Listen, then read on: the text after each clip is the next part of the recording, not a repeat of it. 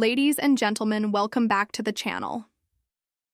In 1956, a dramatic confrontation unfolded that would shake the foundations of global power. Behind closed doors, Britain, France, and Israel conspired to take military control of Egypt's Suez Canal, a vital waterway connecting east and west. Their plan was swift and secretive.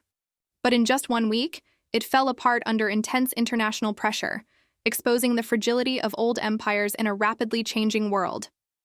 This story is more than just a failed military operation. It's about ambition, arrogance, and the global shifts that define the 20th century.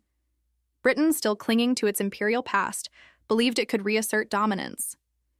But Cold War dynamics, rising nationalist movements, and the assertiveness of new powers like the United States and the Soviet Union proved otherwise. This moment forces us to ask, was the Suez Crisis the tipping point? The moment Britain's global influence finally unraveled? In this video, we'll explore the Suez Crisis in depth, why it happened, who was involved, and how its fallout changed the world forever. For much of the 19th and early 20th centuries, Britain stood as the dominant imperial power in the Middle East. It controlled vast territories, including Egypt, Palestine, Iraq, and parts of the Arabian Peninsula. The British Empire wasn't just about land, it was about control over trade routes, resources, and political influence. Central to this control was the Suez Canal, completed in 1869. The canal quickly became a critical artery for the British Empire, shortening the sea route between Britain and its prized colony, India. It wasn't just about convenience. The Suez Canal was a strategic lifeline, especially for transporting troops, goods, and increasingly, oil, the new engine of industrial power. By the mid-20th century, however, the global landscape had changed dramatically. World War II had drained Britain's resources and weakened its grip on its colonies. Nations across Asia and Africa were demanding and gaining independence. Britain was no longer the unchallenged global force it once was, but its leaders struggled to accept this reality. Even as its empire shrank, Britain remained determined to project power and maintain its influence, particularly in the Middle East. The Suez Canal, in this context, symbolized more than just a trade route. It represented Britain's lingering imperial ambitions in a world that was rapidly moving beyond empire. Gamal Abdel Nasser emerged in the early 1950s as a powerful symbol of Arab nationalism and resistance to foreign domination. A young army officer who played a leading role in the 1952 revolution that overthrew Egypt's monarchy, Nasser quickly became the face of a new Egypt, one that rejected colonialism and sought to assert its sovereignty on the global stage.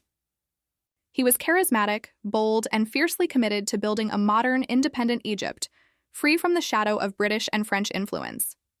Though Egypt had technically gained independence in 1922, Britain retained a strong military and political presence, especially around the Suez Canal zone. Nasser aimed to end that. He negotiated the withdrawal of British troops and strengthened Egypt's identity as a leader of the Arab world. His message resonated not just within Egypt, but across the Middle East and beyond, as more nations sought to shake off colonial rule. Then, in July 1956, Nasser made a dramatic move. He announced the nationalization of the Suez Canal. This bold action meant the canal, which had long been controlled by British and French interests, would now be run by Egypt. For Egyptians, it was a moment of pride and sovereignty. But in London and Paris, it was seen as a direct challenge to their authority and economic interests. The canal was vital to Western oil supplies from the Middle East and to maintaining global trade routes. Nasser's move sent shockwaves through the West. What if other post-colonial leaders followed suit? What if the West could no longer dictate the terms of global commerce? The nationalization triggered panic and set the stage for a dangerous confrontation. In response to Nasser's nationalization of the Suez Canal, Britain and France found themselves scrambling for a way to reassert control without appearing as outright colonial aggressors. Their solution was both bold and deceptive, a secret alliance forged in secrecy known as the Sevres Protocol. In late October 1956, officials from Britain, France, and Israel met in a Paris suburb to finalize a covert plan that would give them a pretext for military intervention. Under the terms of the agreement, Israel would launch a surprise attack on Egypt, advancing across the Sinai Peninsula. Britain and France, posing as neutral peacekeepers, would then issue an ultimatum to both sides, an ultimatum they knew Egypt would reject. This would give Britain and France the justification to intervene militarily, seize the canal zone, and depose Nasser, all under the guise of restoring order and protecting international shipping. The operation began on October 29, 1956, when Israeli forces moved swiftly into Egyptian territory. As planned, Britain and France issued their ultimatum and, upon Egypt's refusal, began bombing raids and amphibious assaults aimed at capturing key positions near the canal. The public narrative was that they were preventing a wider war, but the real goal was clear: remove Nasser, retake the Suez Canal, and re-establish Western dominance in the region. Yet what they didn't anticipate was the swift and intense backlash from the international community and the superpowers. The invasion unfolded rapidly, but did not go as Britain, France, and Israel had hoped. On October 29, 1956, Israeli forces launched their attack, sweeping through the Sinai Peninsula and quickly advancing toward the Suez Canal. Within days, British and French forces began bombing Egyptian airfields and landed troops near Port Said, aiming to take control of the canal zone. Militarily, the operation showed some early success. Key positions were captured, and the canal was within reach. But politically, it was a disaster in the making. Egyptian President Gamal Abdel Nasser responded with defiance, not panic. He ordered the deliberate scuttling of ships in the canal, blocking its passage and frustrating the invading forces. More importantly, he framed the invasion as an act of colonial aggression against a sovereign Arab nation, galvanizing support across the Arab world and winning sympathy from newly independent countries around the globe. Nasser became a symbol of anti-imperial resistance. The international backlash was swift and severe. Both the United States and the Soviet Union, despite being Cold War adversaries, condemned the invasion. The U.S., under President Dwight D. Eisenhower, was especially furious, not because of loyalty to Egypt, but because Britain and France had acted without consulting Washington, risking a broader conflict at the height of Cold War tensions. The Soviet Union, eager to win influence in the Middle East, threatened military retaliation. Eisenhower applied intense pressure on Britain and France to withdraw. He feared the crisis would push Arab nations toward the Soviet bloc and disrupt global oil supplies. Using America's economic leverage, the U.S. threatened to tank the British pound by selling off its currency reserves. For Britain, already economically fragile, this was a devastating threat. Eisenhower also made it clear that continued aggression would cost Britain and France their political credibility. Isolated and humiliated, both nations realized they could not continue without U.S. support. Within a week, the invaders agreed to a ceasefire. The military campaign had failed to achieve its goals, and the geopolitical cost was immense. As images of the invasion spread and the political consequences became clear, the Suez operation unraveled quickly. Within Britain, the public was sharply divided. Some saw the action as a necessary defense of national interests and global influence, while others were appalled by the deception and brutality of the attack. Protests erupted, and members of parliament began questioning the government's actions. Internationally, condemnation mounted, from the United Nations, from rising post-colonial nations, and most critically, from Britain's closest ally, the United States. Under immense global pressure and economic strain, Britain, France, and Israel agreed to a ceasefire just days after the fighting began. The supposed peacekeeping mission was exposed for what it truly was: an imperial grab masked as in Cold War rhetoric. British and French forces began withdrawing under the watch of a newly deployed United Nations peacekeeping force, marking the first time the UN had stepped in so directly to end a major international conflict. The political fallout in Britain was immediate and devastating. Prime Minister Anthony Eden, who had once been seen as Winston Churchill's heir, was now viewed as reckless and dishonest. The crisis shattered his credibility at home and abroad. Struggling with public outrage and health issues, Eden resigned in January 1957, just weeks after the withdrawal. The swift collapse of the operation symbolized not only a failed military intervention, but also a dramatic loss of imperial prestige.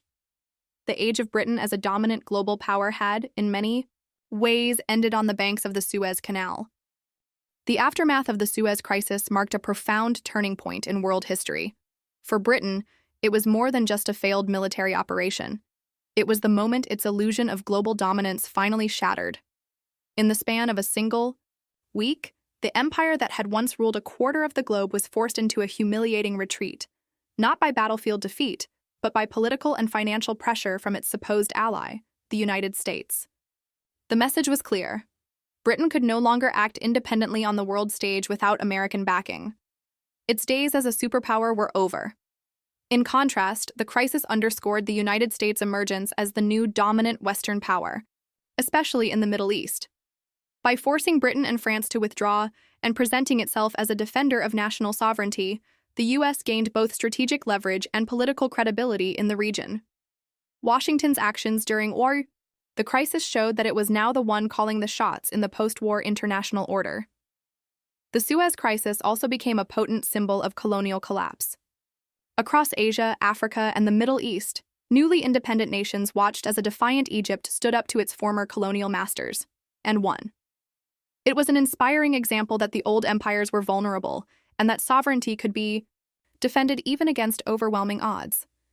The psychological blow to colonial powers was immense, while for the global South, it marked a moment of empowerment. At the heart of this transformation was Gamal Abdel Nasser. His boldness in nationalizing the canal, his refusal to back down, and his survival in the face of Western aggression turned him into a hero throughout the Arab world. He became the face of Arab nationalism, calling for unity, self-determination, and resistance to foreign control. The Suez Crisis elevated Nasser from a national leader to a regional icon, and it helped shape a generation of political thought across the Middle East. While the immediate military conflict ended quickly, the consequences of Suez rippled outward, reshaping global power and accelerating the decline of empire. The legacy of the Suez Crisis extends far beyond the borders of Egypt. It fundamentally reshaped the political landscape of the Middle East and forced a deep reckoning within Western powers, especially Britain. In the Arab world, the crisis ignited a wave of political awakening. Nasser's triumph emboldened nationalist movements across the region, reinforcing the belief that colonial powers could be defied and that Arab unity and independence were not just ideals, but achievable goals. This surge of confidence altered regional dynamics for decades, leading to greater resistance to Western influence and a stronger push for pan-Arab identity. For Britain, the lessons of Suez were sobering and enduring. The crisis exposed the limits of its military power and the dangers of acting without American support in a world now defined by superpower rivalries. In the years that followed, British foreign policy underwent a strategic shift. No longer able to act as an independent global enforcer, Britain pivoted toward a closer relationship with the United States, politically, economically, and militarily. The special relationship that developed between London and Washington in the Cold War years was in many ways a product of Britain's need to remain relevant in a new world order where it was no longer top tier. Suez also left a lasting imprint on global thinking about imperialism and international politics.